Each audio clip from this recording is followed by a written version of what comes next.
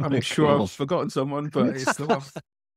I think there's only going to be one, and it's going to be early on, so it won't be too bad. I'll be proud of you if you remember it, because it's really like I nearly forgot it. It came very early in the year. Oh, it could be my number 10 then. Hello, it is that time of the year once again where we do the top 10 albums of the year. Of course, it's a highly subjective thing, top 10 albums of the year, isn't it? So for anybody that says, oh, you haven't mentioned such and such, we want to hear from you, of course. What is your top 10 of the year? I thought that this year we would have it kind of around this time because it's perfect for the holiday season, right? You see, maybe you're looking for something to buy for the holidays or Christmas or whatever you're celebrating. So it's a perfect chance, isn't it, to come out and get something. As ever, I'm sure we have some honourable mentions. We always do, don't we? The ones that don't quite make it. But, I think that, they're worth a mention at the least. So we'll go straight into the honourable mentions. What is Lee's honourable mentions? The ones that didn't make it into the top 10, but are still worth a listen.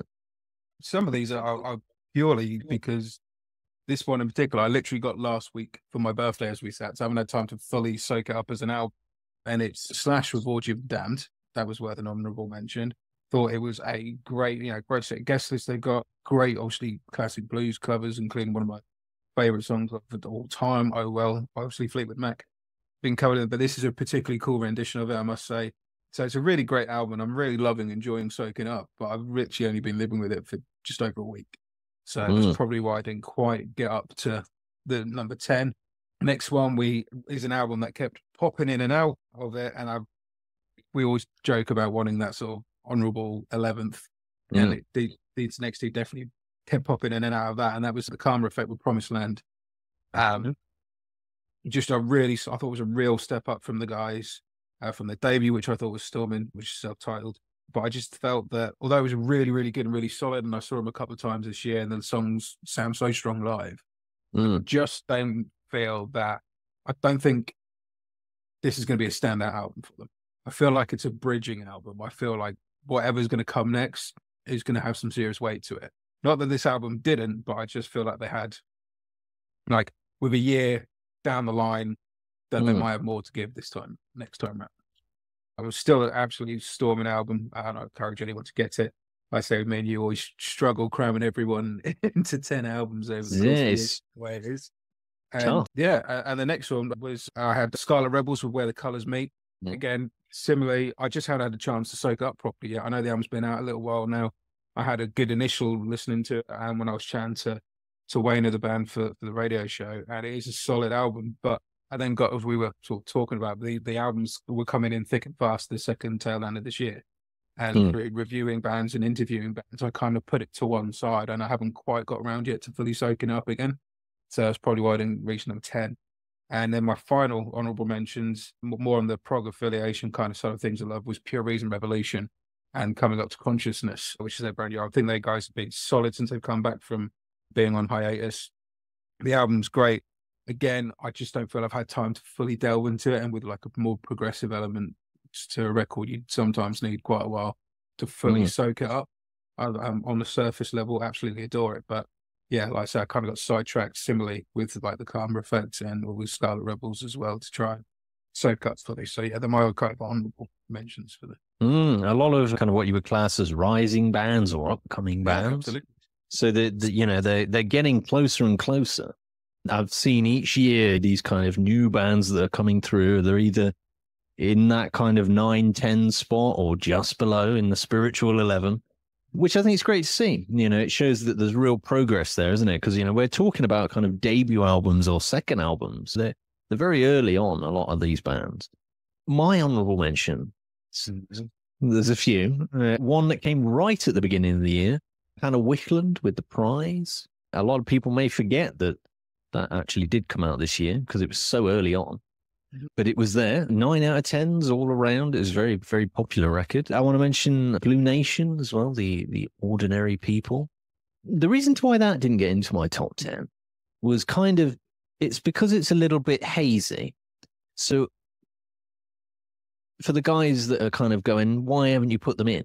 It for me, it's because there are quite a few tracks that have been on a previous EP that came out maybe last year or during this kind of boom period where they've really started to come through.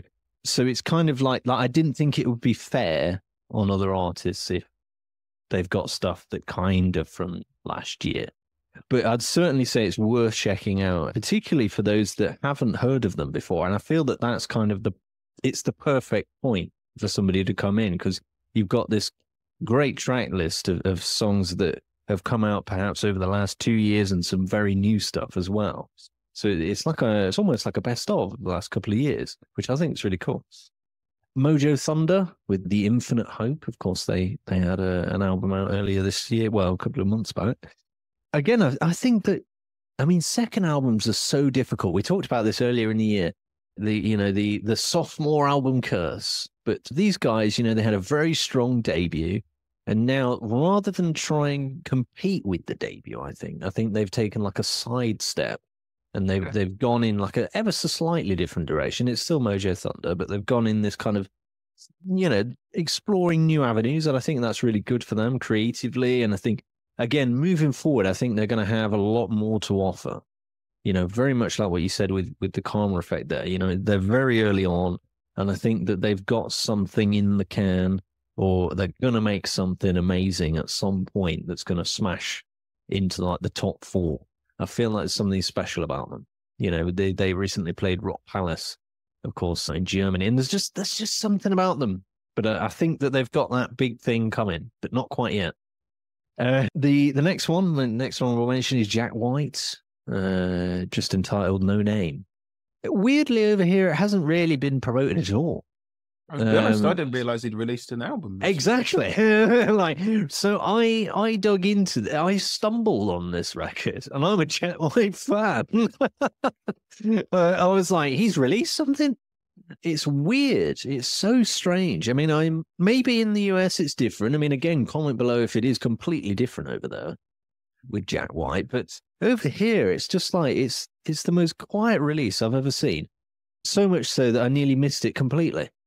Weird, but he's very much gone back to his roots with this. It's a lot closer to kind of that garage style that he had with the White Stripes.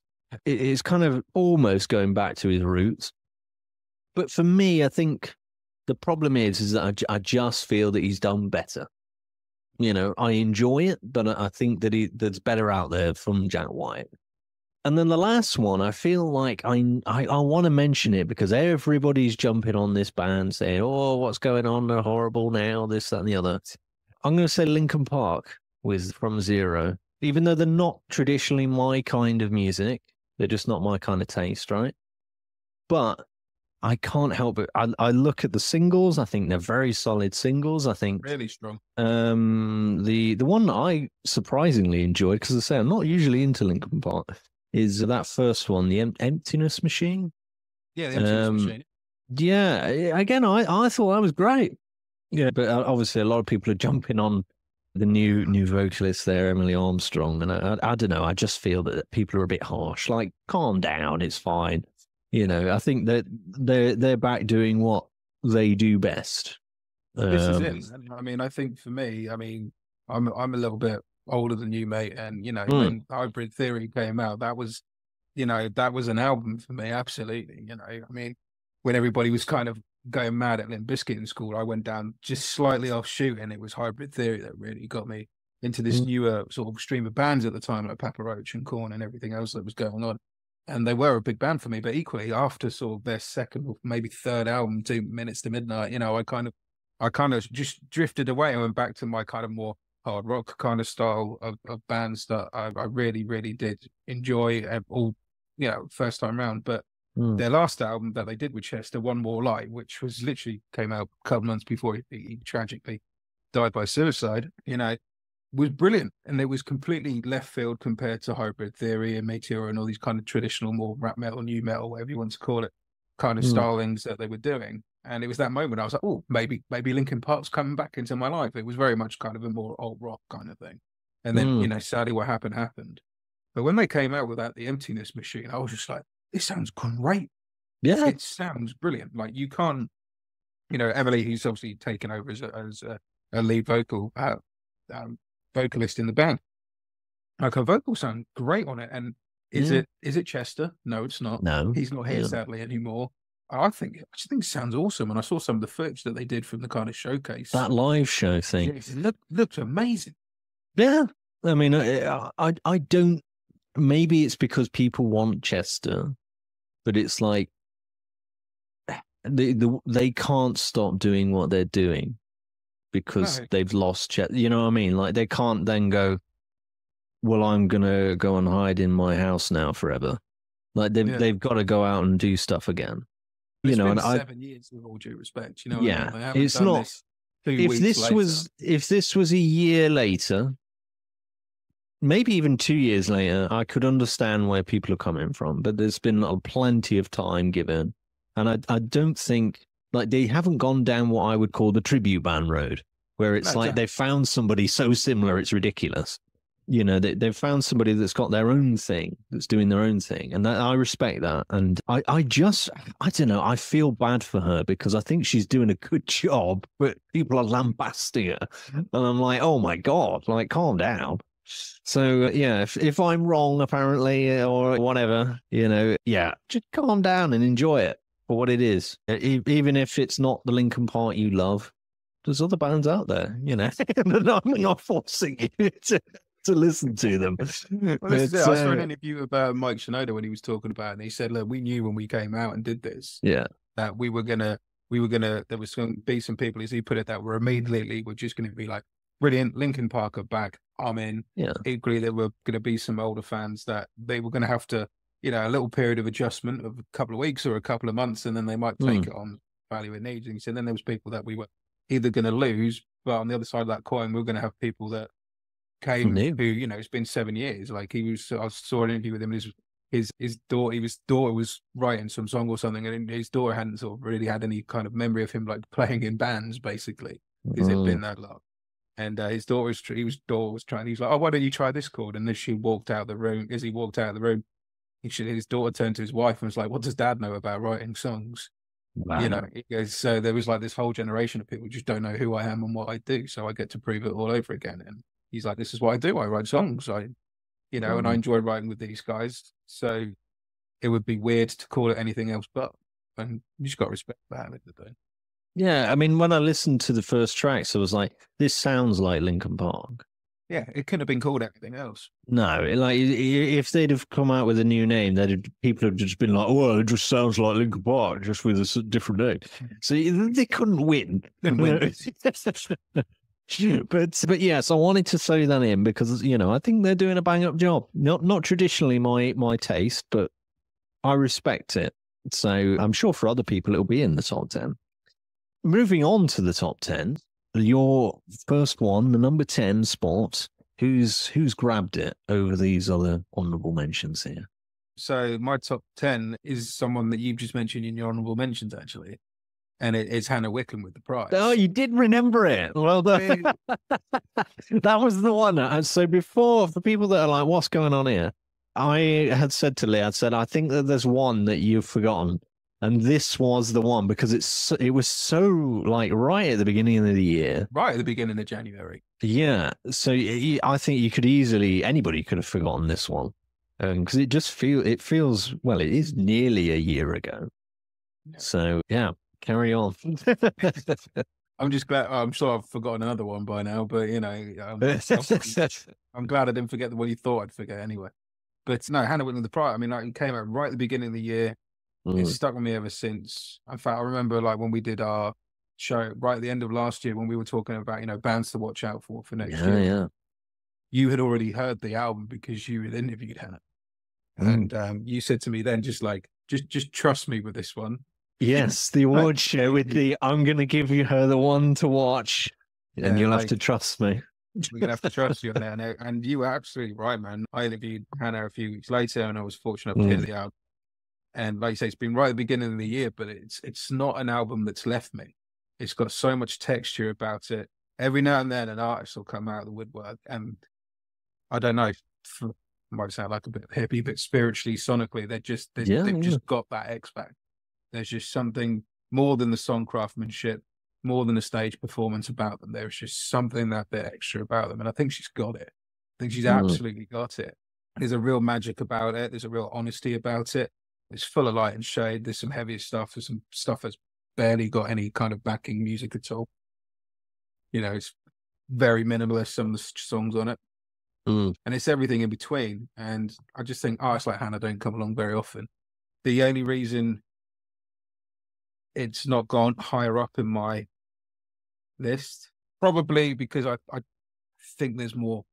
There's more to come from her. I think she's a very clever artist. I love the debut that she did under Hannah Wicklund and the Stepping Stones. I thought that was really cool. This album, The Prize, has gone a lot deeper. Like, there's some hard-hitting groove stuff on it, but equally there's a lot more emotion on this. It feels like a lot more soulful in its tonality. And but yeah, I feel like I think she's got a lot more to give this one. I think we've just seen the tip of the iceberg with this album. It almost feels like this is a reintroduction compared to that. Like a second debut, really. Yeah, it really does. But yeah, that reason's my number 10. Yeah, I mean, this is the one that was like my spiritual number 11 for the exact same reason that you said there. I think that there's a lot more to give there, and I think going forward, she's going to make some records that will kind of push this one into insignificance. I think she's going to be doing far better stuff, which is no disrespect to what she's doing now, but it's, there's a lot more to come, I think. She's still very young, still kind of at this early stage. So there's plenty more years, I'm sure, of her releasing things. My number 10, I'm coming out with a heavy hitter straight off the bat. And there'll be some people tipping up the tables saying, why isn't he higher? But so I'm going to go with Bruce Dickinson with the Mandrake Project. For me, again, this is where I can hear people already going, what is he talking about? For me, I feel, as much as I enjoy this record, I feel again that he's done, even disregard the Iron Maiden stuff, but I feel that his solo work he's done better. And I know that's going to be controversial. There'll be some people out there that'll be like, whoa, you're wrong, Ryan. But there's another one that I always thought that's the pinnacle. It's called The Accident of Birth. And I just feel that that's the one. And this one, and there's another one called Chemical Wedding, which I think, again, it's kind of been forgotten about a bit. But again, I think that it stands above this one. I think this one may be number 3 or number 4 in his catalogue, like his solo catalogue anyway. It's what Bruce Dickinson does best, but I felt that it was a little bit one note in terms of like, it's all on this kind of high kind of level where it's just all fast paced and all this, that, and the other. And it's, you know what I mean? Like it hasn't got this kind of light and shade. I think it's all a bit one note. It's done very well. One of my personal favorites of it is Many Doors to Hell. I mean, it's exactly what he does well, but it just, I don't know. There's something that maybe there's like another 10%, 20% of something else that he could have put in there that would have pushed it higher. But of course, it is still in my top 10 of the year. So I still think it's an overall good album, but I just didn't think that. I thought that the other 9 were just of a more well-rounded, kind of better quality overall. And just in my opinion, anyway. I mean, I don't know what it was. It just hasn't quite struck that chord with me enough to go higher. So yeah, that's my controversial number 10 straight off the bat, I'm sure. Yeah, so my number 9, we go from an artist to Hannah Wicklund, who is, I'm about to say, fairly new in my repertoire, to a man I've loved for a very long time. I'm always excited when this guy brings out new music, and that was no exception with this record. And once again, he delivered. And it's Lenny Kravitz with a Blue Electric Light that came out this year. Lenny goes back to me with like my very first gig. We supporting Aerosmith, and my dad took me to see them. He just released a 5 album, which was a fantastic album. Had tracks like Fly Away on it, and some big hits for him. And I remember watching him and being like I'd seen that was my first gig. I'd seen bands earlier in the day, and then Lenny was that first act where you go up and you see someone just kick it up again. You know, Yeah. everything's going great. And you think, oh, this is brilliant. And then you just see someone take it one up. And I was like, I remember like saying to my dad, whoa, Aerosmith are going to have to put on a hell of a show, man, to equal this, you know, let alone beat it as headliners. And my dad calmly looked at me and went, just wait, mate, just wait, you're fine. Yeah. Little do you know, son. They've got this, it's okay. But, you know, I've been a big fan of him ever since. And with Blue Electric Light, when that came out, you know, it's been 6 years since he last did an album. So it's been a strong minute. And I think when there is a gap, I think that's what I've always liked about Lenny. He writes an album when it's time for him to write an album. There's times that he's had quite a big gap between albums. There's times when it's literally been 2 years, you know, which isn't a gap on the grand scheme thing. We throw a tour in the middle of it. But he always seems to write it when it's time to write. And with this album, I mean, when TK421 came out, which is a ridiculous title, but one of the funkiest things he's ever done in his life. And, you know, it's just incredible. And from TK421, I mean, it's the lead single from Lenny Kravitz. It was like exactly what you wanted. It's funk fueled. You know, Lenny always gets a lot of comparisons between himself and Prince, but for obvious reasons, with him being, you know, multi-instrumentalist and more on the funky side. But equally, Prince and Lenny really, they were never quite one genre. You know, there's funk, there's soul, there's hip hop, there's rock, there's pop, there's, you know, Motown, everything within both of them. And you said something controversial on your last one, and I'm about to say something controversial on mine. In the Lenny Kravitz versus Prince thing, as much as I like Prince, and I do, I'm a bass player. You cannot be a bass player and not like Prince, as far as I'm concerned. I think Lenny wins. Oh, here we go. All the Prince fans are going to be going, what is Lee doing? Sure. And you can't know it, don't get me wrong. He used some of Prince's latter day stuff that he did. And with Third Eye Girl and stuff, great records. But Lenny's always had that edge for me. Maybe it's because I've seen Lenny live and I never got to see Prince. Maybe that's it.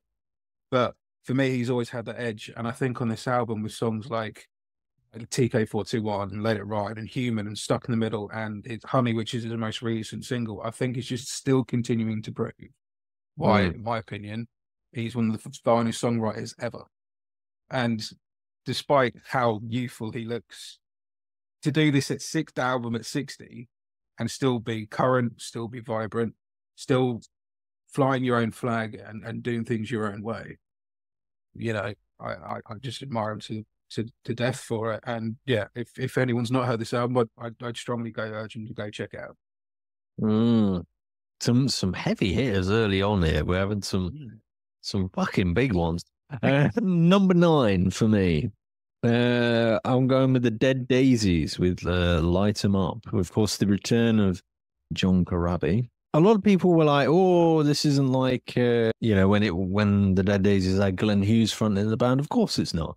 Having John back though, I feel I've always said I love Glenn Hughes, but the biggest problem I had with Glenn Hughes fronting the Dead Daisies was it was Glenn Hughes. Like you know what I mean? Like those records were Glenn Hughes records. It felt like 2 really, really good solo Glenn records. Yes, exactly. And whereas I feel when John is the vocalist, I think it's, you know, in my head, I'm like, that's the Dead Daisies. And I think that we've had a return to that with this record. You know, it just felt like a return to what was that famous, the big one they did, make some noise or something around that kind of early era where they were really, you know, doing great. And I just think that this is a solid, great rock record. You know, John's great live. I mean, I went to go and see them earlier this year, and he's a great frontman. A lot of people don't realize, you know, I think maybe those that haven't seen him live or something, he's got this charisma about him. There's something about him. He's got a great voice still, and he's hilarious. I don't know whether people have seen him live, but in between songs, he's really funny. He's got something about him. But on this one, you know, I think stuff like I Want to Be Your Bitch and I'm Gonna Ride, you know, it's great rock music done really well. I mean, what more do you want? It's that kind of thing, right? So I think for me, it was like that's my number 9. It's like, you know, it probably wouldn't go any higher than that. but I felt like it needed to be in that top 10 of the year. If you want like feel good rock music that you want to kind of punch the air to, there you go. It's like that. That's exactly what it is. My number 8, a debut album, making its way in at number 8. But an act who, you know, various guises have been on the scene for a while. Certainly with this incantation as the Hot Damn, they've been on, you know, live scene for 4 years. They've been trickling out singles. And I think it would have been really easy for them, you know, forming as they did, to jump straight into doing a debut. You know, they already had the chops. I was fortunate enough to sort of see the lineup before they became the Hot Damn, with the exception of Lizzie, because they had Jacinta at the time on bass in a Just Push Play. And there was clearly some magic there straight off. And you kind of went, I want them to do more. You know, you want them to do their own thing. And I think it would have been really easy for them to do a debut straight off the way, but they've found their way, found their time, found their sound, which I think is really important. And this album is all killer, no filler, from, you know, Fizzbuzz Crash kicking off all the way through. It's become a bit of a gym album for me. It's got so much energy about it. Right. It's just like you were talking about feel good there with Dead Daisies. This is what this is. It's a very good feel good album. High energy, nice, loads of energy about it. Kicks in off the preceding, like I said, Fizzbuzz Crash, and it just it gets heavier in places with tracks like Going Down and Damn Damn Damn, but never really losing that kind of pop sensibility about it, which people will often snivel at a pop sensibility, but sometimes it's the hooks. You know what I mean? Like, you know, every good band has those hooks, has those melodies that make it click. And I think this album's got it in the abundance. It's somewhere between like pop punk and what Ginger Wildheart did with like kind of Hey Hello, which I really liked. It's just a good feel record, man. And yeah, for that reason, and having seen the girls live, it's got to be my number 8. I mean, they've very much lent into this kind of pop punk thing going on. Maybe it's the right time for it. You know, enough time's kind of passed. I mean, that's kind of, you know, I thought a while ago, I thought, well, maybe that's, you know, only just been and gone. But then I looked how long ago that was, and I was like, hang on a minute. You know, it was like, what, 15, 20 years ago? Yeah. It's like, Jesus Christ. Yeah, I was like, what's going on? Like, you know, I thought, oh, maybe it's a bit soon, but like 20 years ago, I don't know where it's gone. Very bizarre. My number 8, it's the second album, so we're kind of getting nervous on the second album thing, but these guys didn't struggle with that curse. It's Florence Black with Bed of Nails. Again, I think that it's a record that, you know, it's more of Florence Black doing what they do well, of course, but it also has some stuff in there that I certainly didn't expect from them, like the track Look Up. I think it's much more of a departure from the norm for them, but it was catchy as hell. And I just think that this is a great, solid follow-up from Weight of the World. I mean, I personally really like Weight of the World. It's one of those that really grew on me over a period of time. Maybe it's going to be the same with Bed of Nails. Maybe it's just going to really grow on me. But I think that, you know, moving forward, I think they're going to have more to offer. They're another one. It was supposed to come out last year, not this year. So, of course, it was an early entry in this year's list, but they had delayed it, I believe, to kind of rework it or record something new or do something. But I think they made the right choice in taking that extra time, because, you know, I feel like this is a great, solid, well-rounded record. You know, something to be proud of. And I think that moving forward, I feel that they're going to, again, smash this out of the water. I think it's one of them. It shows a lot of promise of what's to come next. Not necessarily the complete finished article, but, you know, you don't want to peak too soon. You know, a lot of bands, you know, you see like a Guns N' Roses where they'll come out with like an absolute smash hit debut, and then it's like, well, where do you go from there, right? Yeah, so there's certainly a lot of room to grow, but it's a great record. For those that aren't familiar, go out, you know, if you like hard rock, go and check them out, because it's killer. It's great stuff, you know. It's a great record, man, and the guys just seem to go from strength to strength. Like, when I think, you know, 3 years ago now, they did Just Push Play. 2021, and everything that they've done in those last 3 years, it's insane what they've done. And, you know, I watch videos of them. You know, you see videos of them coming up on some of the stages that they've played in those 3 years in big stadiums, and they're still owning it.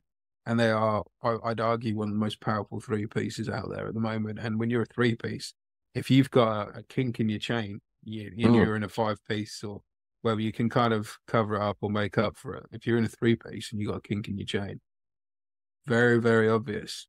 And when you're hitting on all cylinders like that, it's insane what they do, both musically, visually, on stage. And no wonder they hit people with the force. They come out to me in business, and they're just an amazing band. And this is a great record. So I would, absolutely echo what you just said there, Ryan, mate. And if anyone hasn't heard it, go check it out.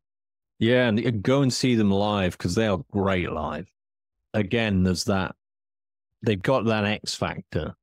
There's something about them where you think they're going places, they're going to do something. And as you mentioned there, in that 3-year period, look how much, progress they've made. So I'm looking at these albums and I'm thinking they're going to make a hell of a lot of progress between now and like album 3 or 4. So I think there's a lot more to come from them. You're number 7. Yeah, number 7, a man who's no stranger to the top 10 list, a man who's been no stranger to my top 10 choices, and generally doesn't stay still long enough to be a stranger anywhere, I don't think. It's Mr. Troy Redford with Invitation, which, I mean, was it like 3 albums in 3 years that man? I was going to say, this is possibly the busiest musician I've ever seen. He's up there competing with like Joel Hoekstra, I think, at this point. With this output, it's just ridiculous. It is. And I think with that, he's not one to stick to a formula that works. He's obviously got his guitar sound, and this album again is showcasing those sort of crunching slide riffs and everything else. But I just think it just again showcases that he'll constantly try new approaches. He'll tweak things slightly. He'll keep it fresh for himself while retaining that sound that we all know and love about him. And some of the stuff on this album is probably the heaviest I've heard him, with tracks like Van Helsing, which really, really is pretty heavy. And I just think it's a great record, man. I mean, that guy doesn't seem to do much things wrong, you know what I mean? And when you're when you're releasing pretty much, like we said, it's been like an album a year. I mean, we've been doing these top 10 shows for the last few years since we've got to know each other. He's been in every one, and he's been in every one. And I just think that's, and this isn't out of loyalty because I know Troy. This is out of like, I'm not saying anything. Oh, I better put Troy in because then there's going to be a missing notice Troy shaped hole in my list. It's because genuinely these last 3 albums I think have been absolutely sublime, and he just doesn't seem to slow down. I mean, he's touring in a couple of weeks' time as we sit now with Philip Sace again. Yeah. So he's playing quite near to us, so I'm looking forward to catch up with him and all that kind of thing. It's just whether I've seen him in very many guises, whether he's been on his own in a live setting or whether he's been with a full band. It just seems to be just as powerful no matter what he does. And I really think this relates into the songwriting. And it's just a great record. Like I say, with tracks like Van Helsing and Getaway sort of being more on the sort of heavier side. And then you got these kind of Western infused almost tracks like The Native. It's just a really good snapshot of where Troy is now. And I think that's what I like about his albums and his writing. Each album will have its strengths and weaknesses and things that people like about it and things, but it's always like a perfect snapshot of like, right now I'm doing this. And I wrote it, and he always writes it within like 6 weeks or something ridiculous. It's ridiculous. I mean, the last time I spoke with him for Wings of Salvation, I think he wrote it in like 4 weeks. It's like, that's just ridiculous. A whole album in 4 weeks. He wrote and recorded it in 4 weeks. Yeah. And then had a week to mix and master it. And it's insane. And the amount of times I speak to Troy, and he's always like doing something. The amount of times I've messaged him and said, and he's, we're organising an interview for a single or an album that's coming out, and he's like, cool, can we do it at such and such a time? Because at such and such a time, I'm doing the artwork, or I'm doing a video, or I'm writing this, or I'm doing that, or I've got it. Like, the guy never seems to stop. And I know people say, well, he's passionate about what he does. Of course he is. But at some point you got to burn out. And I think that the fact that he hasn't seemingly burnt out, that he keeps producing all this great material, that the albums are just as strong, I think that showcases a lot. And for that reason, he had to be in my number 10. Yes, I mean the big question is, is Troy going to have a year off next year? Who knows? Or has he got something else coming? Is he going to make it like what is it, 4 years in a row? Insane. Yeah, I completely get why he'd be in there once again in a top 10. My number 7. It's a band that a couple of years ago they were in my top 10 and they've come back again. Speaking of people that kind of turn up. It's Goodbye June with Deep in the Trouble. I think that this is a really solid follow-up to See Where the Night Goes. For me personally, See Where the Night Goes was like the one that made me aware of them. And I get very much like what you were saying with Troy, where, it's not the same every time around. Like, I think they could have easily have had, like the See Where the Night Goes was pretty damn successful over here in particular. They could have gone, right, that's clearly what people like. We're going to do more of that. They could have just done virtually, like an extra, like See Where the Night Goes Mark II. But they haven't. They've gone off in this kind of, it still feels very much like Goodbye June, but it's like an amalgamation of everything they've done to date with like some new flavor in there as well. It's a well-rounded record, and I think it's just done really well. I mean, I love The Hard Way, Riding Through, but then you've got, what we were talking about earlier where I said, some bands are lacking light and shade. I don't think these guys do. You've got like Pile of Bones, which goes off in this kind of much more darker tone. It talks about certain things that they've gone through, and for me, I think the best albums are like the ones that have this balance, and they certainly have done that. And again, I think they've got a bright future ahead of them. I mean, this time around, this one was kind of a self-released one for them, so they've kind of taken charge of this record. And I thought that was interesting because the previous release was on Aero, wasn't it? Yes, yeah. I thought that was an interesting move, and I think that sometimes when you are in charge of your own art, I think sometimes it can come off better. Sometimes, yeah. Outside influence, you can take that departure and sound like they seemingly have. I mean, a record company. Let's not say this is the conversation that happened, but a record company might have said, "Well, your last album did very, very well. We want you to make more of that." Of those. Yeah, I mean, obviously, I don't know what kind of happened there, but I think that it was the right decision for them to making this record at this time. Because in the past, I've had this problem with bands where they release something that's absolutely killer, but then they release something again that's kind of similar afterwards, but it's not as good. Yeah. So, there's no way of kind of bettering it, really. Like, for me, I thought See Where the Night Goes was fantastic, but in its own right, like, I didn't want a part 2 of that. I wanted something a bit different now. And they provided that. It keeps it fresh. And, with them doing that, I mean, I can't remember how many albums deep they're in now, but, there are a good few down the line now at this point. And it would be very easy for them to fall into that trap, and they didn't. Yeah, and, when I spoke with Tyler this time around, he spoke about we wanted to have like an amalgamation of everything we've done so far. And I thought that was quite interesting. It was like, we're going to take a slice from album 1. We're going to take a slice from album 2, 3, 4, whatever, however many it was. And I thought that was quite interesting. That he was basically saying, look, we don't want to do part 2. It could have been a safe thing for them to do. But yes, that is my number 7. So my number 6 is an album, again, that came out pretty early in the year. And I nearly almost forgot that it came out until this year, and it's These Wicked Rivers and Force of Nature. I think that the debut from the guys was really strong.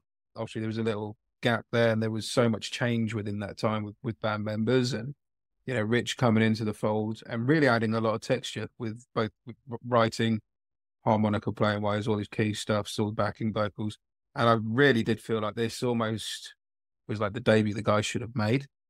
Right, in a lot of ways. I think in the live scene, a lot of people will have seen him before Rich joined, but equally are used to them seeing now with Rich.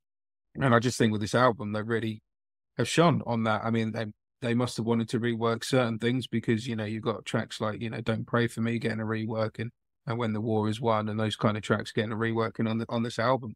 And yeah, but equally, I think this got some of the most melodic points in this album. I think Hartwell's voice on Just Be a Man is one of the most beautiful songs they've done to date. I mean, Hartwell's voice generally is really, powerful and rich and deep. But on this album, there's a vulnerability to it on Just to Be a Man.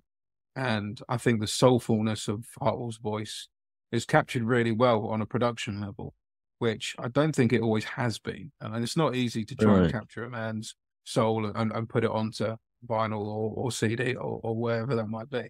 But I feel like they captured that really well, especially the vulnerability, which is a strength. I'm not saying that as a weak point. I mean, there's a real intimacy on that song in particular, which I just found really, really powerful. I think sometimes when you strip away the layers, and for want of a better term, someone is as exposed as they are, that can be really, really empowering.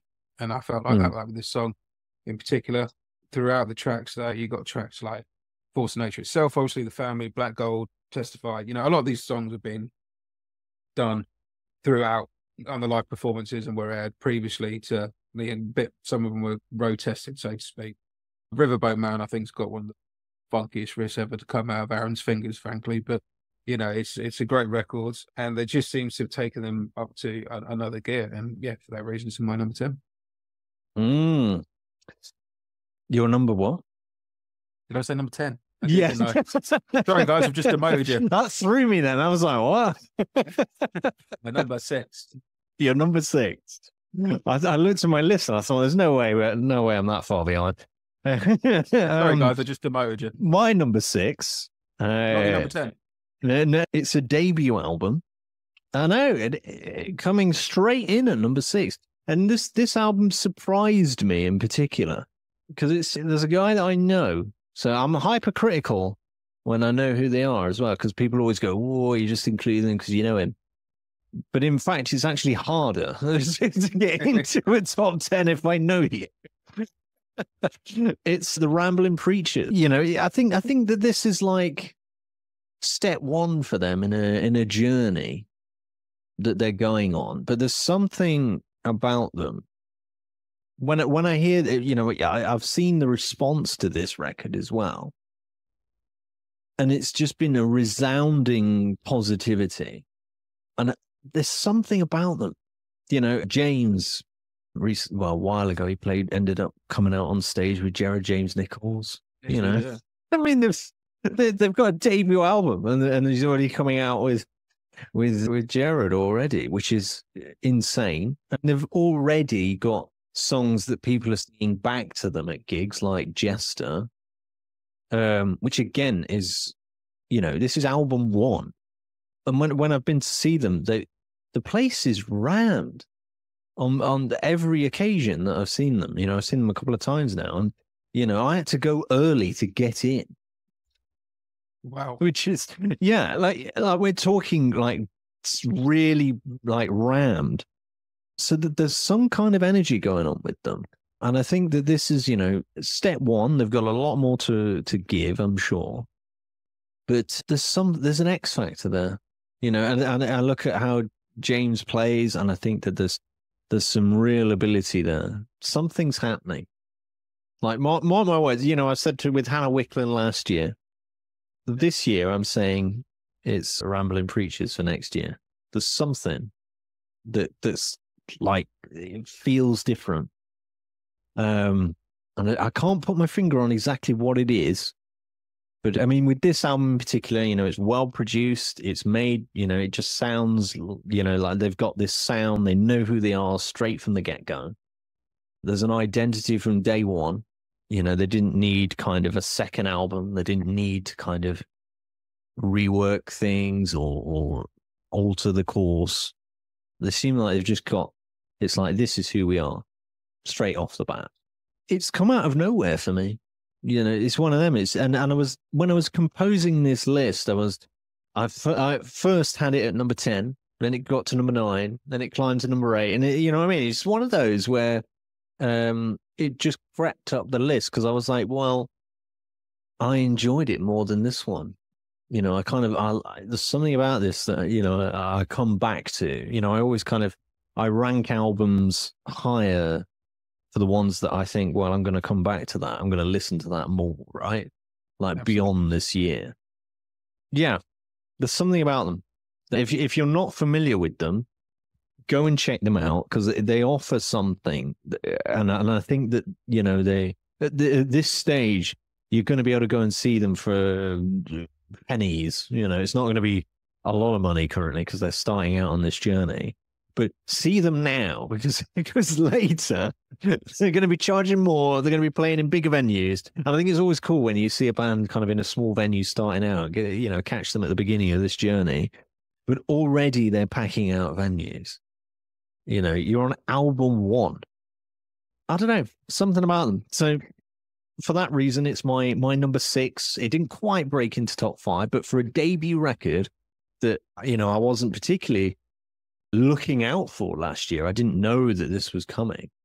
Yeah, something happening there. So keep an eye on them. My number 6. The reason I'm smiling, mate, is because my number 5 is the Rambling Preachers. There you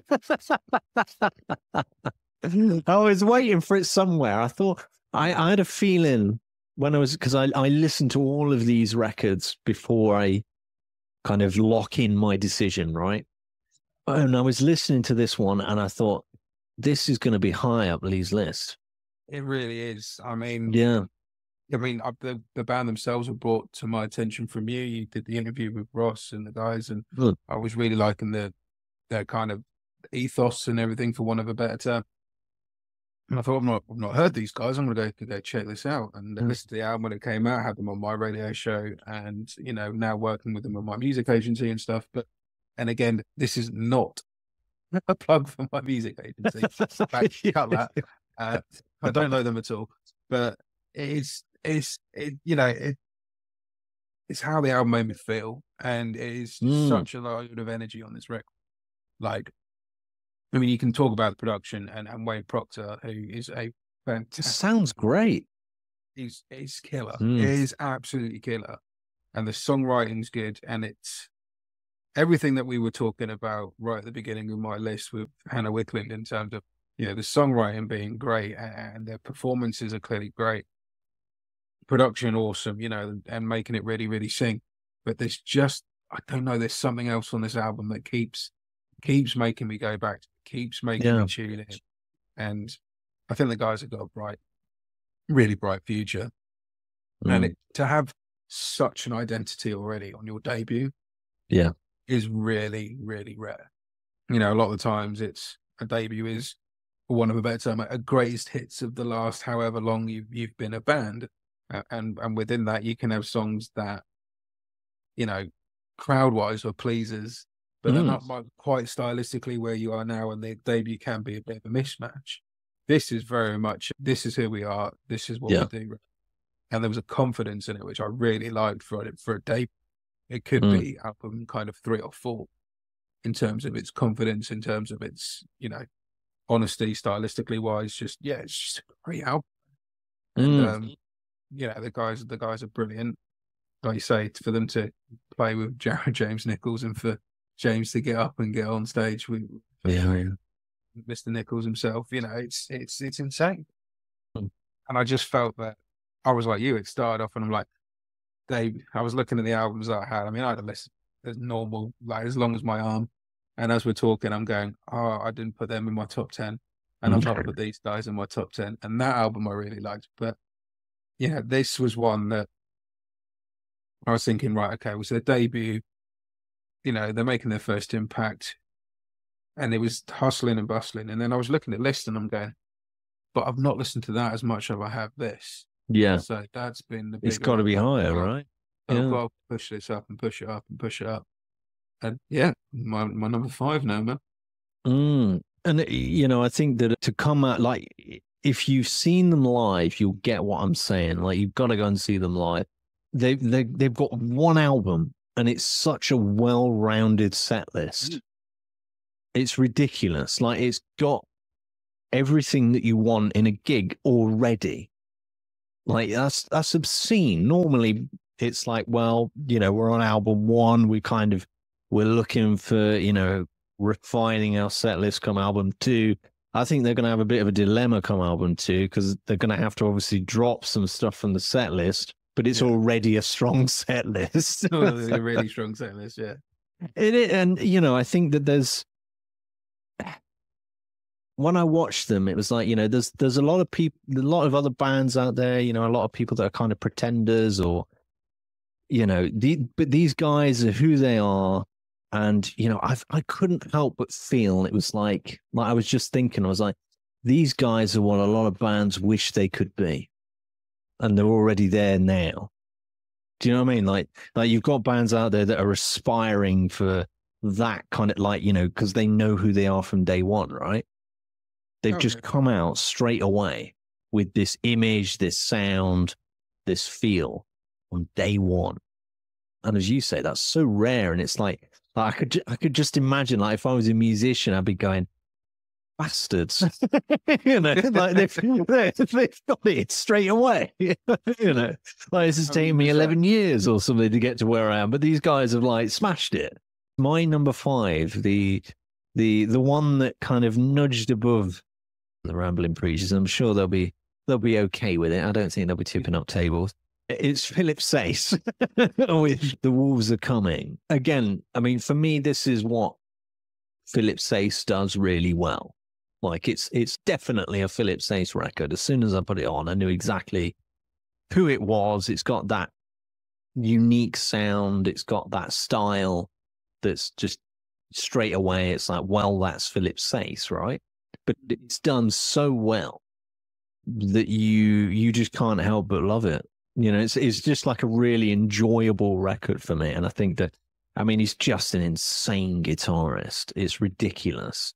Over the last few years, I've kind of been banging the Philip Sayce gong because I just think he's weird. Like, he's kind of underrated, at least in this country. But he's such a good guitarist and musician. Like, he's got something about him. And again, there's light and shade on this record. I look at Blackbirds Fly Alone. I think that's a great song off the album. But then, you got something that's a bit more straight up rock, like Oh, That Britches Brew.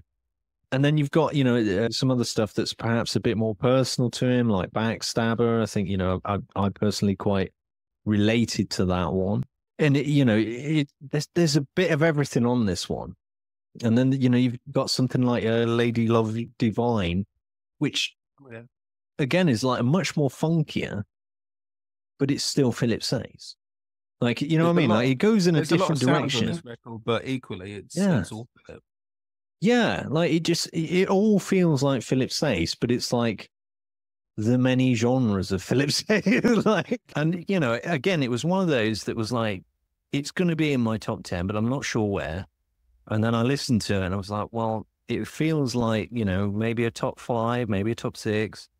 And then I thought number 5 was a great place for it because it was just kind of, there was 4 others that would just, I don't know, slightly edged it for me. But I mean, again, for Philip Sayce, it was a self-released, self-produced record, which was a first for him. And he's just smashed it. I think he's just done a really great, solid Philip Sayce record. But yes, that's my number 5. Good choice. Yeah, it's just a catchy stuff. You just keep coming back to it. Top 4. So we're getting real serious now. Your number 4. I'll be honest, mate. These next 4, I know we say it every year, but they're really good. It's not much. Yeah. It's really, really minimal between this and number 1 now. There really is. There wasn't much between number 10 and number 5, to be honest. But yeah, it's really real minimal now. My number 4 is a man, again, we're back to sort of similar man who's music for quite a while. A man who we both had on our respective shows, both a radio show and, of course, Beyond the Vibe, is Richie Kotzen with Nomad. Is just an incredible release from Richie. It's so solid.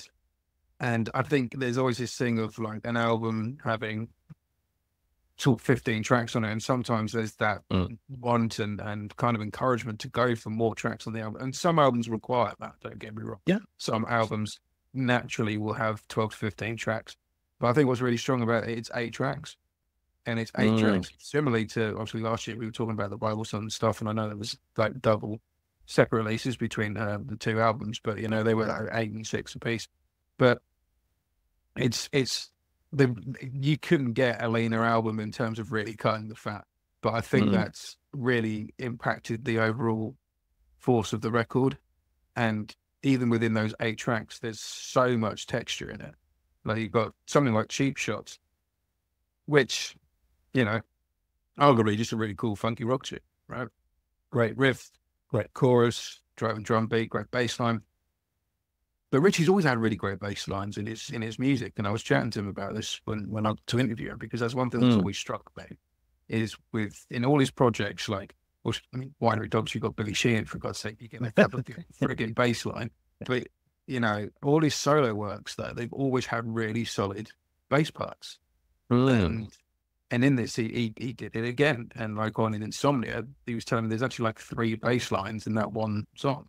Probably why I really liked it as a bass player, but you know, but then the stories on this, and then, you know, him having to literally like waking up in the middle of the night because he had to write a song down, and on tracks, ironically, like Insomnia, and I can't remember what the other song was now, they woke up, but you know, and to the point where like on like the track This Is a Test, which he was literally using that vocal lyric as a test because he was taking out because he was just taking out on the road with him, and he wanted that.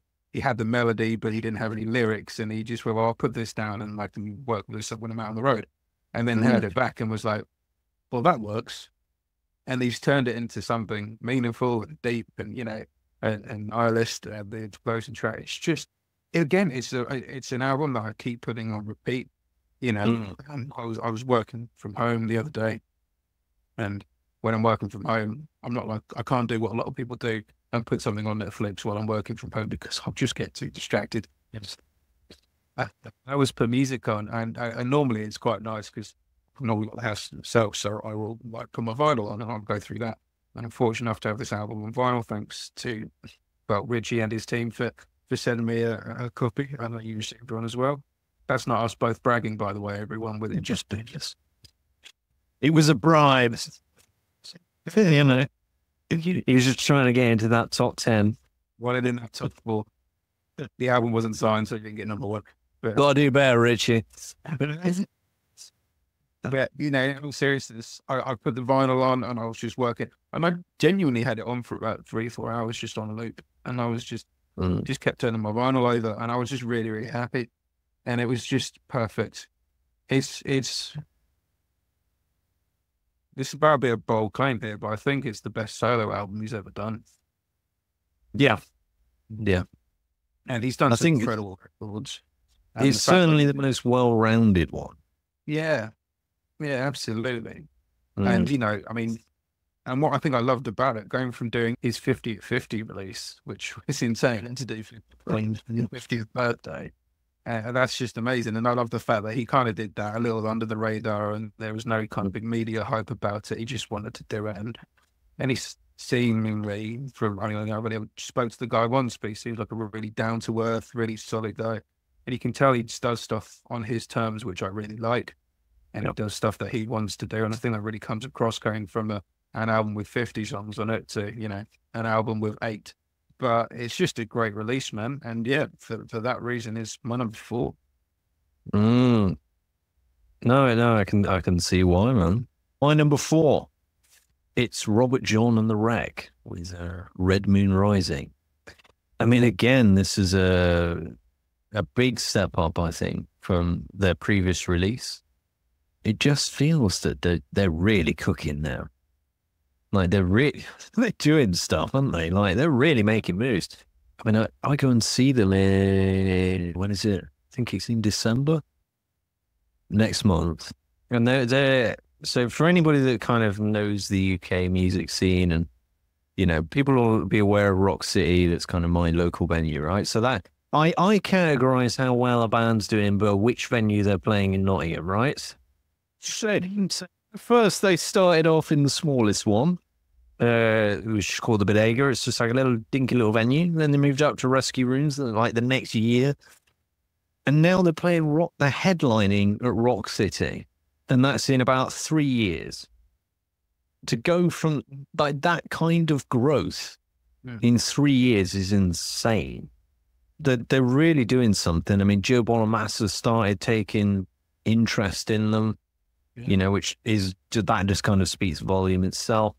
But with this one, I think for me, the standout track is Ballad of a Broken Hearted Man. I just think that's such a great song. There's something about it. I mean, I really hope that they play that live. You know, you got stuff like Hold On, which is, for me, that's kind of like classic Robert John and the Wreck at this point. It's just got that style that they have. Yeah, they've got this X factor. And I think Henry James is he's elite. Having seen him, and you know, we did a couple of years back, we did like a gear show, like a rig rundown, kind of our version of that. And he's got this kind of excitement about what he's doing, like real strong excitement about it, and real passionate, and very humble still. But he's just got this thing about him. You know, you see how he plays, and it's just effortless. Again, he's another one that I think is going to, maybe in the next 10, 15 years, I think he's going to be classed as kind of one of the top guitarists around. You know, he's already kind of edging towards that. But I think in terms of the wider public, I think he's going to be one of those that people will start and take note of more. But with this record, I think that, again, it's, as I say, another huge step forward. For me, before this album, my personal favorite from their catalog was Last Light on the Highway. I think that there was really something special about that. And I think this comes very close. I'm debating whether it's better, and I'm not sure, because I really enjoy that one. I'm in two minds. So it's either extremely close, equal, or better. I don't know, but maybe it's your choice in the comments there, if you've heard them. But those two are definitely the ones jostling for position. Yeah, I think this is great.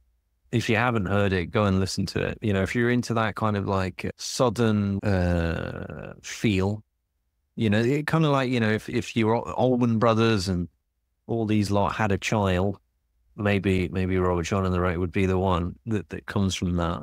But I mean, again, live, there's something extra special about them. So if you haven't seen them live, please do go and have a look at them, because, you know, it's the extended solos and that kind of classic band, you know, a bit of a throwback band in many ways. Oh, but they've got some magic about them, live band. Like last time I saw them was Stain Festival, and they were sub-headlining, and it was almost at the point where you were like, I can go home happy now. Like, I don't really even need to see the stage headliner. They were headlining the second stage, because like the same were kind of flicking back and forth. So it's like sub-headlining, I guess. And it was that point where you're like, I could quite happily just go home now. Yeah. Like, I don't know, you know, they did have a great headliner on the main stage, but so where do you go from there? Yeah. You know, where do you go? And they're so prolific in their writing. Like, they are constantly, I don't like to use the phrase churning out, because it sounds like they're just throwing out any old whatever. Yeah. But their songwriting so prolific, so relentless. Yeah. Like Troy, man, you know, he's released some solid albums year on year, and they seem to be doing exactly the same.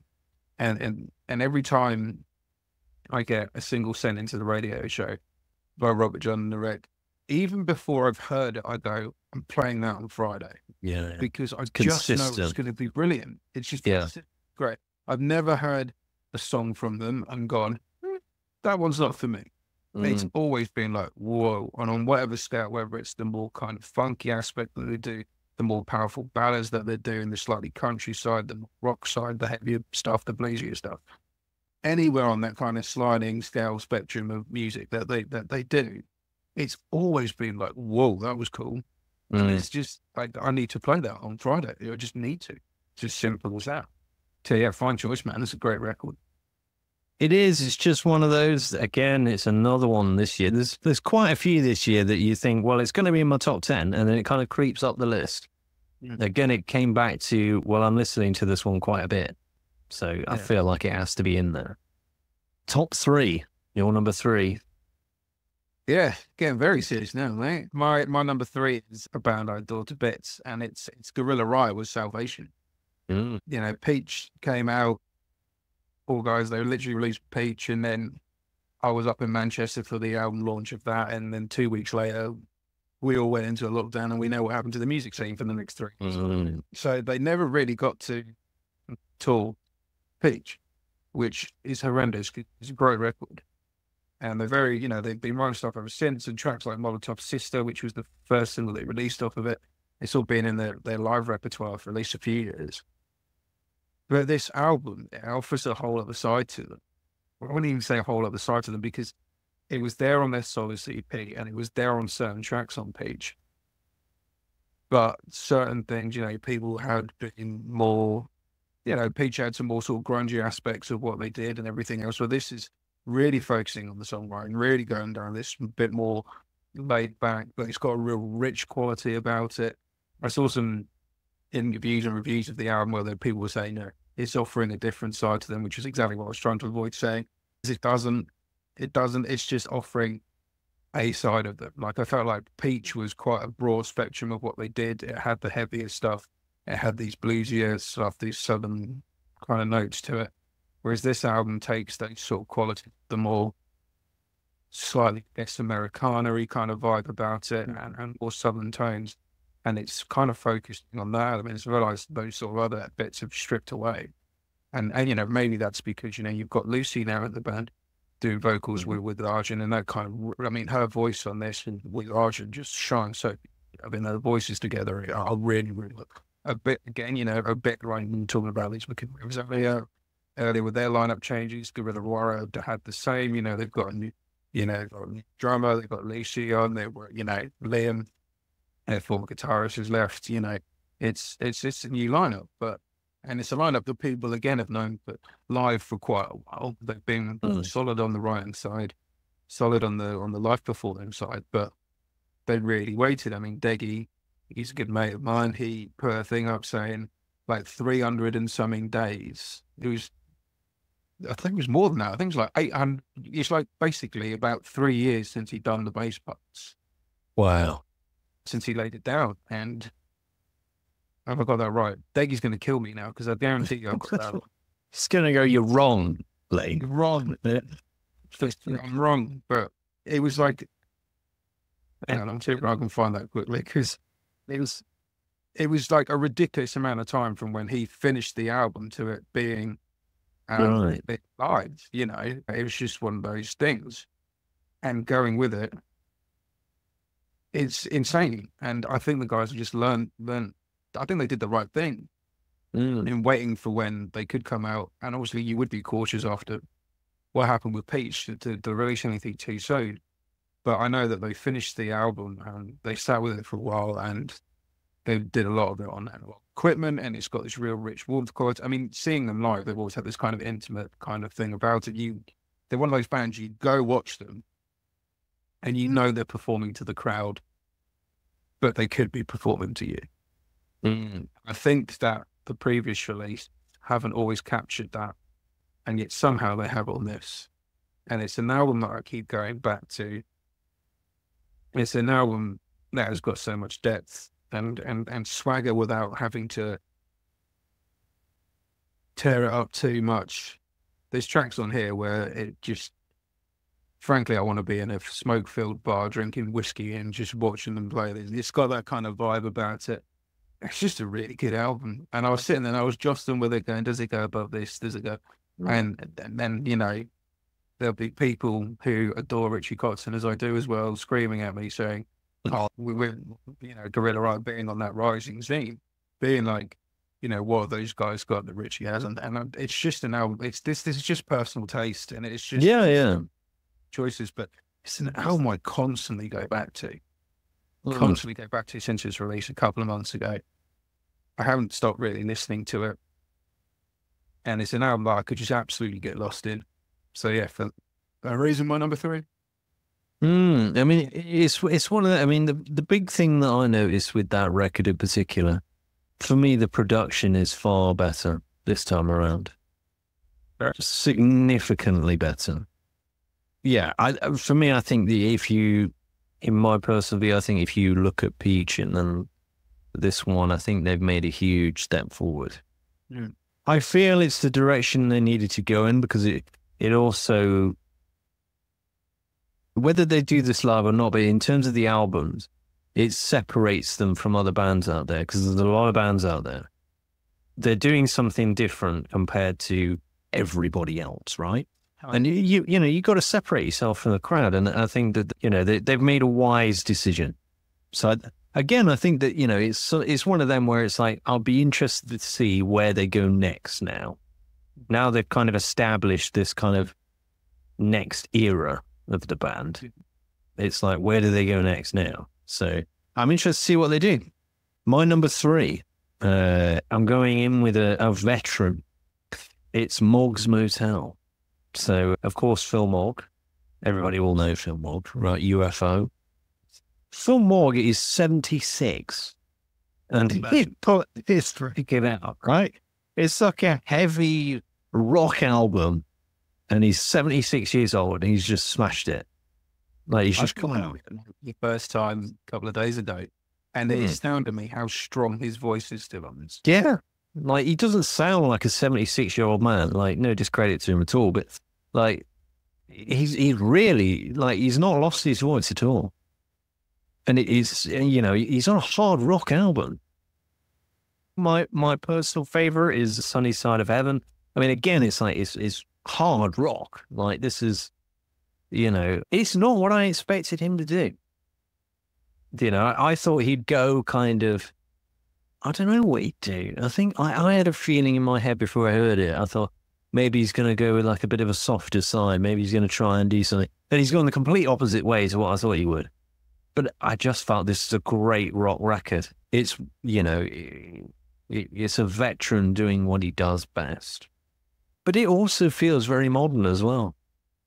This doesn't feel like an outdated record. It doesn't feel like it's stale or like, oh, this could have been done decades ago. Like, it feels like a modern rock album that so happens to have Phil Mogg on it. And again, it's like, he's at that point in his career where he doesn't really need to be doing any of this, right? Like, he could just kind of walk off into the sunset with the catalog that he's got. So to put this out now at this point, it's an example that I think it's like, yes, I've still got it, right? Yeah. And like, I can do like a modern record really well. Like, it's produced great, it sounds great, it's hard. I feel like I want to drive like a big truck while I'm listening to it. Like, it's got that thing about it, right? And it's another one that, again, I was like, well, I think this is going to be in my top 10, and it just kept creeping up because there's something about it, it's a great rock record. It's something that, maybe while you're doing your chores, you can feel like a rock star. It's something that, I think for particularly that older generation, if you're looking to buy something for them for this Christmas or whatever holiday you celebrate, this is a great one, yeah. I think it's what he does best, but modernized. So that's why it's my number 3. Good choice, man. Really good choice. Top 2. Yeah, I mean, this album literally came out a couple of weeks ago. Right. Very recent. Very recent. I saw them live a couple of weeks ago. Literally came out, and then, so the album's probably 3 weeks old, maybe. And I thought, have I soaked this up enough yet to make a proper judgment? Yes, it had an initial impact on me. Initially, as soon as I heard the single, it was like, whoa, the guys are, I mean, again, it's a band I've loved for a long time. And it's the Virgin Marys with the House Beyond the Fires. Mm. When they came out with Northwest Coast, it was like, whoa, okay, they're doing something cool. I mean, they've always really cool stuff. And obviously, the last time they did a full album was when they were a 3-piece, and they kind of, they've done the singles for a little while. It's been a while. Yeah. Yeah. And they've done singles and EPs and things with tracks like Your Killer and stuff like that, which actually ends up on the album with redone version. And they've always released really strong songs, since for forever, as far as I'm concerned, let alone since they've come down to two-piece at Valley and Danny. And when they put out that they were doing this album inspired by, Danny's dad, Tommy Dolan, passing away, and that the album was going to be in tribute to him, I kind of went, oh, okay, that, with my personal scenarios, that's going to ring a few bells. But, and on certain songs it does. But even beyond that, yes, it's got that depth to it. Yes, there's a certain sense of emotional connection with this record for me for personal reasons. But it's a really, really, really, really, really fucking good Virgin Mary's album. They're a band there where all their albums have been great. I mean, King of Conflict I mentioned on other countdowns we've done is a real kind of pinnacle album for me in a lot of ways. And sometimes when you've got that much of an album that has had so much impact on you, you do kind of unfairly think that the band can never outdo it. I haven't had as many years, obviously, with this album yet. I've only had weeks with this album, not years like I had King of Conflict. But I would say it is equally as good as King of Conflict. And I'll put that down now. From the moment it opened up with White Knuckle Down, the first track on the album, it comes in bang, straight out of the gates, and it doesn't relent. There's so much great songwriting on this. The most recent single, There Ain't No Future, it's just Storm is so powerful, so raw, so heavy. And we went to go see them in Norwich the other week, and the album was literally a week or two old. They played, obviously going out promoting it, and they did what I love the band to do when they're promoting an album, and that is to play the album. I don't like it when the band's saying, oh, we're on a new tour, and they play like one song from the new album, a load of greatest hits, because you're like, what was the point in that? And they played the whole album, every single track, and the Waterfront was screaming every single song. Everybody was there. I mean, my throat was screwed the next day. Let's be honest. I mean, Ali ain't a soft singer. No, he has his range and but it's very punk and roll. It's very kind of attack on that, and especially, and some of it's real throat tear and stuff. I mean, I don't know how Ali does it, frankly. I mean, he's obviously a much more talented man than I am, so we're not really comparing eggs with eggs. But the next day my throat was raw, but I kind of like it. I like it when you've had a good night, when you wake up and okay, and a little worse for wear, little battle worn from the night before, so to speak. But this album just doesn't let up. And it's got so much energy about it, so much great riffing. I mean, Danny, I think, is one of the finest drummers on the planet. I mean, you watch him and it's relentless. I mean, I don't know where they put the batteries in Danny, but don't ever take them out. But it's not, yes, there's that sort of more punky kind of aspect to their sound. And yes, there's the energy about it, but they really know how to hold it back and when to plow forward. There is that line shade. It isn't just 100 miles an hour for the sake of being 100 miles an hour. But you really got the feeling, especially seeing those songs live, that Danny was really venting something here, that he was processing something. Maybe he was processing his dad, with it being the dedication. I don't know. It's not fair for me to say. I haven't been through loss of my own dad. I would never, put I get it onto anything. But you really felt that live, especially, is something very special and very important within these songs. And despite the fact I've only lived with it for a couple of weeks, it's already had a huge impact. It's an incredible release. I'm very proud to have them at Just Push Play next year. It's a great record. I can't wait for it to get showcased even more, to the point where I'm like, I've seen them already on this tour. They're back in London on the 8th or 9th of December, and I'm already now I need to watch it again. Like, I need to, now that I've lived with these songs, like, I need to go again. And I've already told Ali and Danny that, because we've been talking since the release, because I was still, the day it got released, I had my office at work to myself for quite a lot of the day. So I literally just sort of had it on loop all day. It's just a great record, man, and I can't sing enough about it. So I'll shut up before I say something too stupid. But it's a good album. I think I should go buy it. It's been a while, like you say, since they released a full album. and I think it's been worth the wait. Mm. For me personally, I think that a lot of the singles are like the strongest stuff, like Where Are You Now? You're a Killer. I mean, obviously some of this was on an EP prior, but they've got this knack of having an absolutely killer single. There's something, I don't know how they keep doing it, but like they really know how to kind of go, this is what the album's kind of going to be like. Here's a taster. And it's like, oof, you know, like you want to hear it, right? It makes you want to go and get the record. They've got a hell of a knack of that. Yeah, I mean, I'm very interested to see where, again, another band, I'm interested to see where they go next, because obviously this is like a new beginning for them. Yeah. It feels like a fresh, like it's like second debut. Here we are, you know? It's like this new beginning. Again, I think that they're going to be back with something, you know, and I'm interested to see where it goes, man. Yeah, absolutely.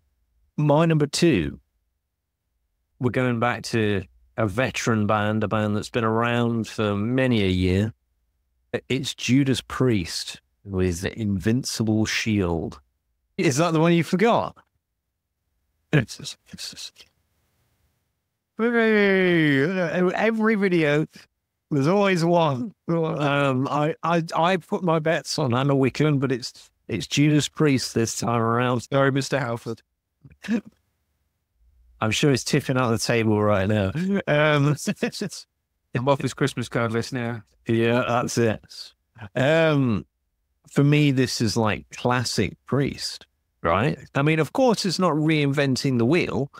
You know, it's what Priests do well, right? But this feels like prime Judas Priest.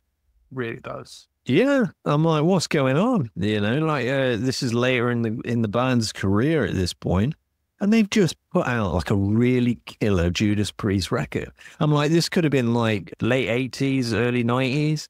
You know, this could have around that kind of prime time where the band was absolutely killing it. Yeah, there's it's just relentless. Absolutely hits you across the face from the minute it begins.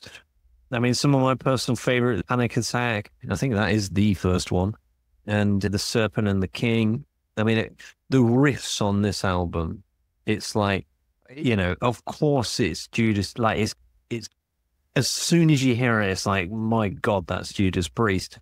But it doesn't feel stale. It feels fresh in a weird way. I don't know how they've managed to kind of ride this line of this is like prime Priest, but it's not like you don't go. Yeah, it doesn't feel too retro. It doesn't feel stale, which again, at this point in a band's career, when you've released this many albums, and you know you're a metal band, right? Like it's particularly doing what they do. There's a real risk that this could have been, you know, just another Judas Priest record, you know. But there's something about this one in particular where it just absolutely punches you in the face. And it's a cool Judas Priest album, right? It's like, oh, yes. Like you put it on and you're like, yes, you know, just straight away. It's like, if you're a Priest fan, you're going to love it. Maybe it might not attract new fans at this stage, but, you know, if you're a Judas Priest fan, I think it's going to make you want to buy a ticket and go and see them again. And, you know, maybe if you haven't been for like a good few years at this point, I think that this will be the one that will bring you back towards them. It just, yeah, it feels fresh. It feels like Judas Priest is kind of having a second wind. I don't know what's going on with them. They seem to be having like a second prime era. It's bizarre. It's bizarre for a band have been going as long as they have, you know, 50 odd years of Judas Priest, and, you know, obviously, you know, KK Downing left the band, Yeah. you know, 10 plus years. You know, Glenn Tipton's ill. Yes, he's, I believe, still involved in the writing and that side of things and appearing on live shows where he can. And I believe he did some recording in some format for it. But it's amazing considering, you know, that, you know, without question, no matter what side of the camp you sit in, the twin guitar attack of KK and Glenn Tipton was always like that driving force in Priest, and it was that signature sound. And for however you want to look at it, they've lost the people at their prime, Obviously, Glenn's battling ill health, and that's no disrespect to Glenn whatsoever. But to be able to retain that sound, so impeccably with Richie Faulkner, obviously now in the band, he's an incredible guitarist, and obviously Stanley Sneap has been doing some guitar work as well as producing the album as well. It's incredible. And these last 3 or 4 albums from Priest, like you say, it feels like another Primera. Yeah. It feels like another, the Redeemer's Souls album that they released was incredible. And then you have the Firepower album thereafter, and now this. Yeah.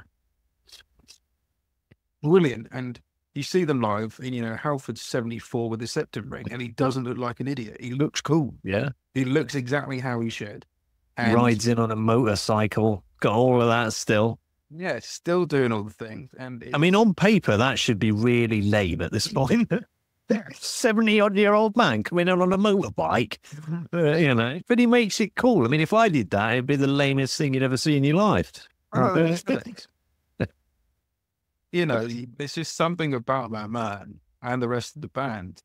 Scott Travis, I think, is one of the best drummers going on the scene. And I know people argue, I've had it before and I've said about Scott, and people say, well, he's not the original drummer. No, he's not. But he's been with them for 30 plus years out of 50. So give him a break. And he absolutely wouldn't. I mean, he was on Painkiller. End of discussion as far as I'm concerned. There you go. Yeah.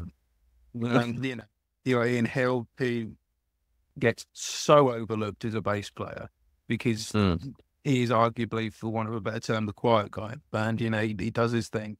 But holding down that low end and working in such a tight rhythm section with Scott is incredible. You've now got, Richie and Andy Sneap filling in the guitar parts. And obviously Richie's been in the band now for what, 14, 15 years? Was it 2008 that Richie came into the band? It's a while ago. But for me, he's given them a whole new lease of life. I feel like he really sparked them off again because the album that they did beforehand, the double run that they did, I forgot the name of it, Nostradamus album. Oh, yes. Yeah. It is Nostradamus. Yeah, it's just called.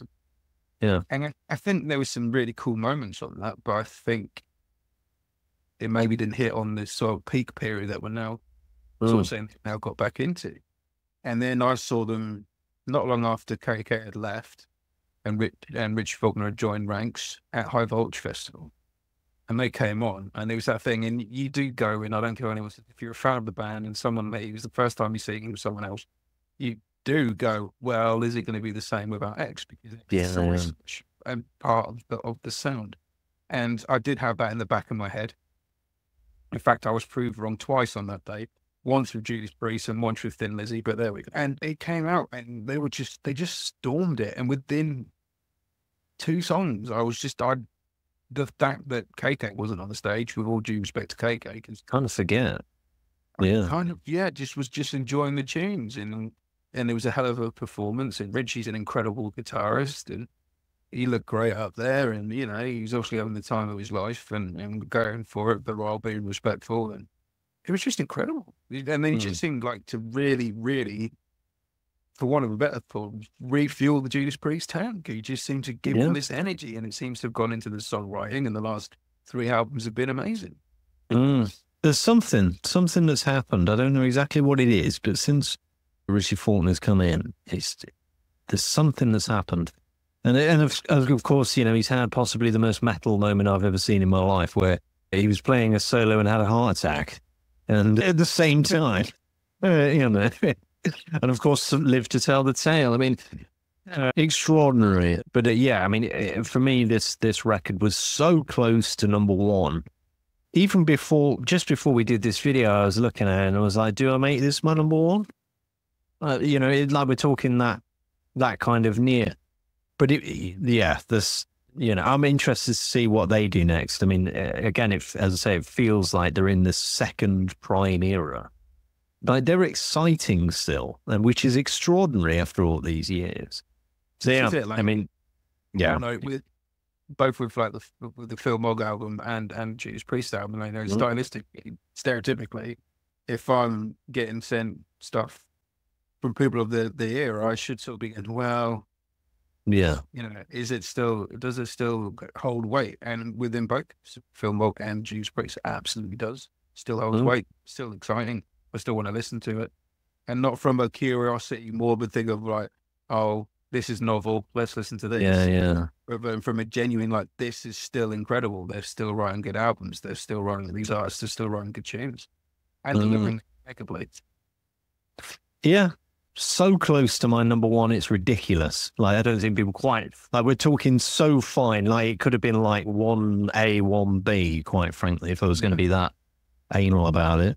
But yes, there is one other one, but you'll have to wait to find out. Because first, we've got Lee's number one. What is your number one album of this year? The one that you would probably recommend people to go out and buy this holiday season, this Christmas?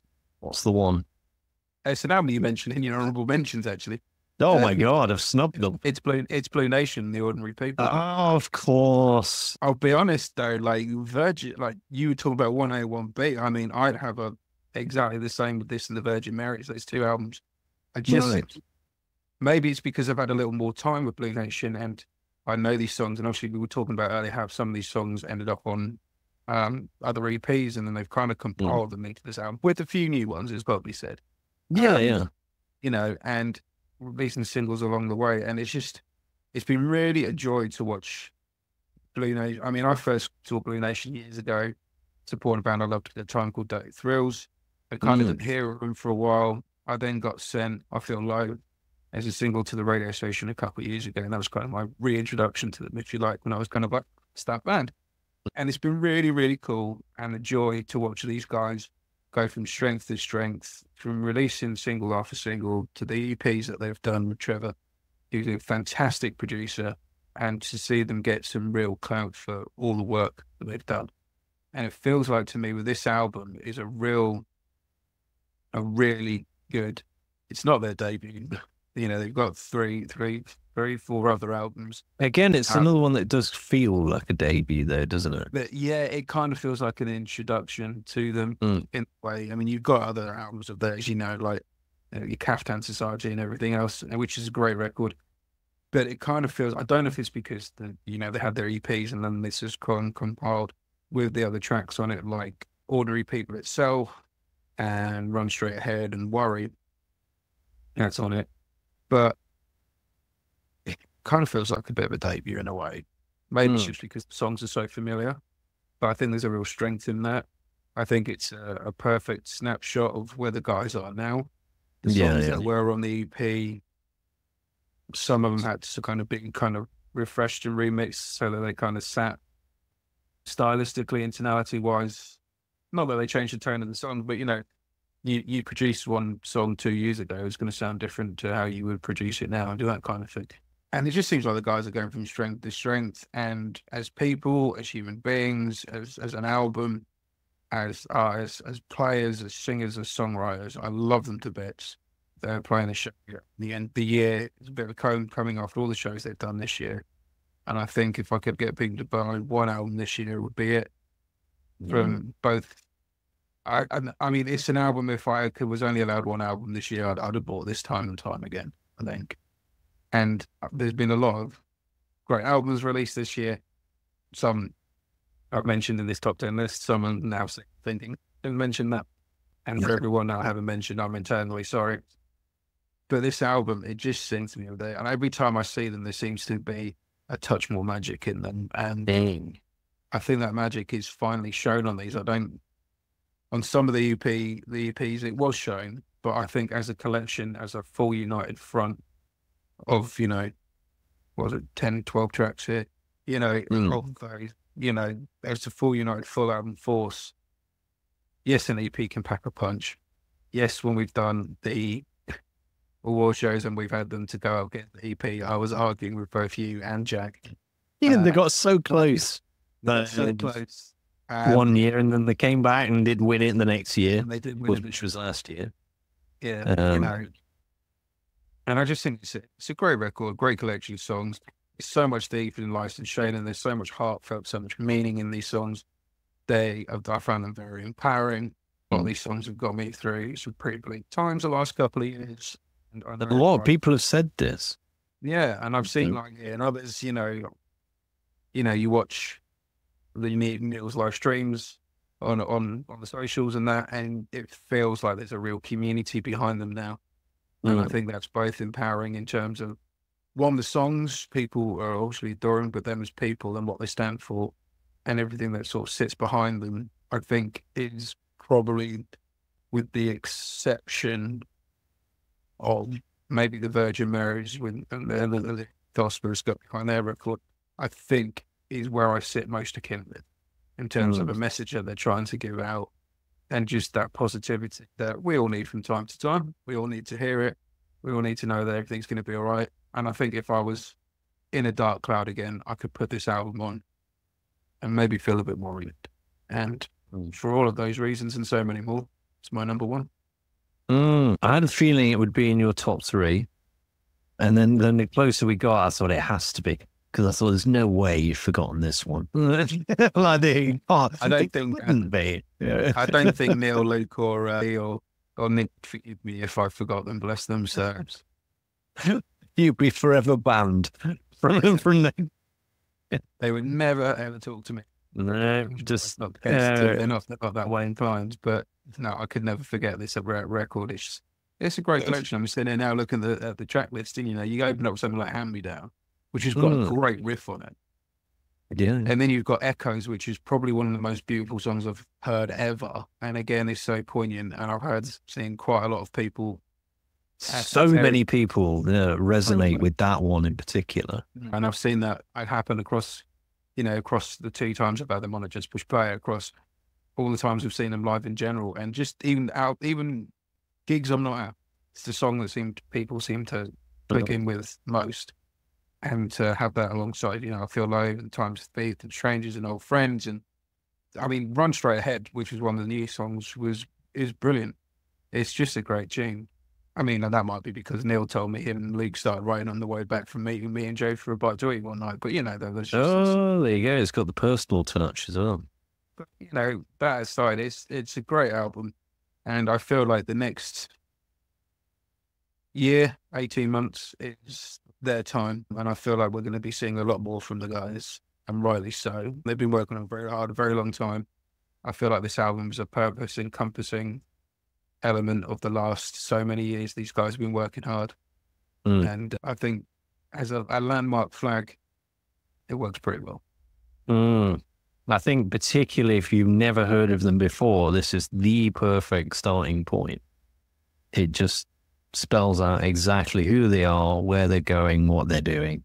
So yes, I completely get it. My number one, the one that everybody's waiting for, I'm sure. It's the point where everybody's left. There's only Lee left in the room watching. What's have I forgot, Ryan? Tell me. What? No, you haven't forgotten it. It is a previously mentioned one, but I've just put in. My number one is Richie Kotzen with Nomad, of course. This, again, as I said, with the whole Priest thing, it was weird because, you got 2 completely different records competing for number one. I went with this for my number one.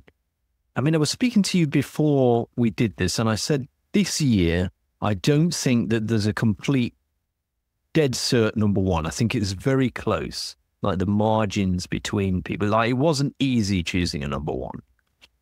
But for me, I think that this is the most well-rounded record, and I think that it has the most variety out of any of the albums that I've listened to this year. It's got so many flavors in there, and for me, a thing that I really admire any musician for doing is, pushing a boundary, offering something new and different. I mean, of course, Cheap Shots, the first track, I think that's perhaps what I would expect from Richie Kotzen. Even though it's incredible, like, that solo is ridiculous. Like, that's kind of what I expect. But outside of that, I think he delivers something that I really didn't see coming. There's kind of this funk in there. There's like jazz elements in there. There's so much, like, he was clearly inspired by many different artists over the years, and it's like an amalgamation of his own personal taste, I feel. Like, per track, there's something different. Yeah. And for me, that was the thing that edged it. Because I always look for somebody that's going to offer me something different. And he certainly offered me something different this year. I mean, my personal favorite off the record is This Is a Test, which is ironic because obviously, as you mentioned previous there, he was doing it as a test. I mean, this is a joke. How he can come up with a song based upon just, fiddling around, really. I mean, ridiculous. But I think that it's the most well-rounded record of the year. I mean, for those out there that go, well, you were given this album, so you're going to be biased. I'd already made this kind of decision. Before I'd even interviewed Richie Kotzen, I was speaking to you about it, wasn't I? I was saying there's something about this record. I said to you at the time, I was like, this will probably be in my top 4, top 3 of the year. Yeah. So again, I mean, he could have been the worst person. I was already kind of saying, oh, there's that. So there's no bias in there. It's got there on its own merit. I think that it's the most well-rounded one. It offers something new. If you're looking for something a bit different in an age where I know a lot of people say, well, it's good, but I've heard it all before. I don't think you've heard something with this much variety on one record before. I'd agree with that. Yeah. I have to really think hard to think of something more varied. So for that reason, it had to be my number 1 this year. I think it's a brave thing to do. I think he could have done a Wiry Dog style record. He could have done, something a bit more similar to his other works, which has been incredibly successful, of course. But he's gone and done something that I think it's like, I want to make this record. Yeah. Like he's done it for himself, kind of almost, it's like, this is like, he's very creative. And I think that it's like, this is something I want to do. This is something I want to put together. Yeah. I love that kind of, like, it's a true artist, right? Somebody that does something like that. So yes, that is my number 1, the one that I highly recommend. But of course, the journey isn't quite over because of course we have the Christmas special around the corner, which is of course the series finale, which will be revealed soon. And then of course we do have the award show. Of course, if people aren't familiar with that, we have to make the very difficult decision of picking a definitive choice, a definitive album of the year. These are, of course, our personal choices this year, but we have to come to a collective decision in that, along with lots of other things like best EP, best UK band, best international band. We have to go through all of this stuff. But the difference from any other award show that we do is we decide right there and then on the spot. Like, we don't get to make any kind of preconceived judgments. We don't get any kind of backhanders. It doesn't matter how many records Rich Kotzen sends me. He's not going to be able to. He's not going to be able to kind of buy his way. Please do tune in for that, for something a bit different. If you've never seen it before, it will be different to any other award show that you've ever seen. Offers something a bit new, hopefully so. Hopefully you'll stick with us. Last year on Spotify, so I want to see some of you Spotify people come over to YouTube. Last year, we had just over 100,000 people listen to our award show last year. Wow. So, exactly. 100,000 people tuned in. So please do come over to YouTube because it's better over there. Right? You get to see us. Well, maybe that might put you off seeing me. Tune in for this very, very special season finale, the last interview of the year. It's a big one. My one clue is he is beamed in all the way from Japan for the last one of the year. So tune in then, and I will see you soon.